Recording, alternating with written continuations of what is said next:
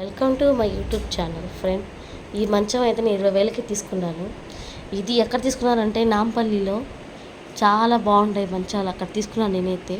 మీకు కావాలంటే లింక్ ఇస్తాను, ట్రై చేయండి. చాలా బాగుంటాయి మంచాలు ఇవి. నేనైతే 20,000కే తీసుకున్నాను ఈ మంచం. మొత్తం కాస్ట్ మొత్తం అంత పడింది. మీకు కావాలంటే లింక్ ఇస్తాను, ట్రై చేయండి ఒకసారి.